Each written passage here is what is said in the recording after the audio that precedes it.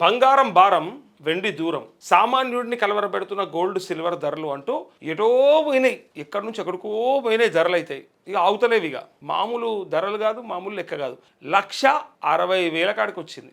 అందరు కూడా 1,20,000 1,30,000 కాగానే అబ్బా 1,30,000 అంతగానమా ఇట్లా కొంటారు సామాన్యుడు అన్నారు. కానీ అది 1,60,000కి పోయింది. అది ఇక్కడ చూడండి ఒకసారి, రోజు రోజుకు పెరుగుదల 1,56,000 దాటిన 10 గ్రాముల కనకం. పసిడి కన్నా వేగంగా వెండి పరుగులు 3.5 లక్షలకు చేరువలో. బంగారం వెండి సామాన్యునికి దూరం అవుతున్నాయి. అట్లే రోజు రోజుకు ధరలు పెరుగుతుండడంతో కొనేందుకు జనం జంకుతున్నారు. నిన్న ఒక్కరోజే బంగారం ధర 7,000 రూపాయలు పెరిగి 1,56,710 రూపాయలు, అంటే దగ్గర 1,57,000కి వచ్చింది కథ. సుశీరా, మరోవైపు వెండి ధర సైతం పుత్తడి కన్నా వేగంగా పెరుగుతుంది. బుధవారం కిలో ధర 10,000 పెరగడంతో 3,45,000కు చేరుకుంది. అంతర్జాతీయ మార్కెట్లో స్పాట్ గోల్డ్ ధర రికార్డు నెలకొల్పుతూ తొలిసారి ఔన్స్కు $4,800 మార్కును దాటింది. అంటూ ఇక రూపాయి భారీగా పతనం అంటూ వరుసగా 3 రోజు నష్టాల్లో స్టాక్ మార్కెట్లు, అంతర్జాతీయ సవాలుతో మారుతున్న పరిణామాలు అంటూ ఇంకా ఇది చూసిరు కదా. బంగారం అయితే కొనే పరిస్థితి లేదు. 1,57,000 1,57,000 తులం బంగారం అయితే వీళ్ళు ఇవ్వాలి. యాక్చువల్గా కళ్యాణ లక్ష్మి చెక్కుతో పాటు ఒక తులం బంగారం ఇవ్వాలి. ఈ దొంగలు ఇయ్యరు, మనం వేసుకోమన్నట్టు అయిపోయింది. ఎందుకంటే కళ్యాణ లక్ష్మి చెక్ అంటే లగమయ్యేటప్పుడు లగమైనాకనో అయిన తర్వాత అప్లై చేసుకుంటున్నాం రావాలి. కానీ మళ్ళీ పిల్ల పుట్టి పిల్లతో నువ్వే తెచ్చుకునే కాడికి వచ్చినాక ఇక బంగారం అనేది వీళ్ళతో అవుతుందా? ఏమైనా ఇస్తారా?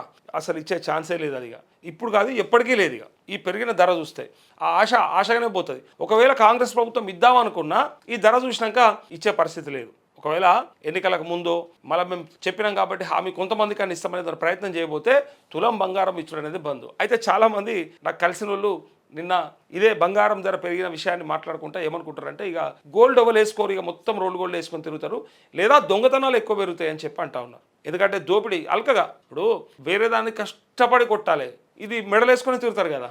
ఇప్పుడు పైసలు అయితే జేబులో పెట్టుకుంటారు, క్రెడిట్ కార్డులు అయితే జేబులు ఉంటాయి, ఇంకా డబ్బులు అయితే అకౌంట్లలో ఉంటాయి, లేదా బీరువాలలో పెట్టి నగలు ఇట్లా తాళాలు వేస్తారు.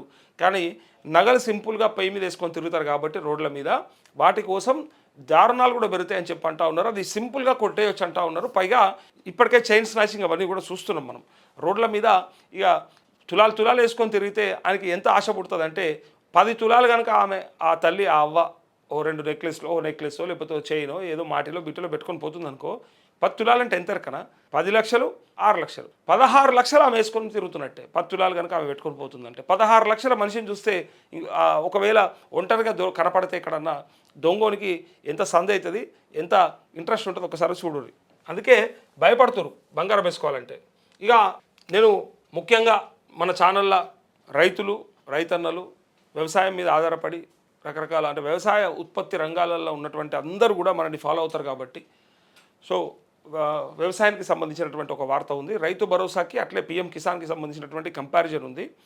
సో ఇదాంతో పాటు అందరికీ కూడా థ్యాంక్స్ చెప్తా ఉన్నా. 30,000 సబ్స్క్రైబర్స్ మార్క్ దాటినాం మనం ఇవాళే. సో ఒకనాడు ఒక 6 నెలల కింద చాలు చేసిన నాడు ఎవరు చూస్తారు, ఎవరు ఆదరిస్తారు, సరే చూద్దాం ప్రయత్నం చేద్దాం అనుకున్నాం. కానీ నిజంగా బ్రహ్మాండంగా ఇప్పటికీ 30,000 మంది సబ్స్క్రైబర్స్ రావడం అనేది అతి తక్కువ కాలంలో, పైగా 2.5 కోట్ల వ్యూస్ అనేది కూడా నాకు చాలా సంతోషం అనిపించింది. మీ అందరి ఆదరాభిమానాలు ఇట్లానే ఉండాలని చెప్పేసి కోరుకుంటూ ఇక చూద్దాం ఇక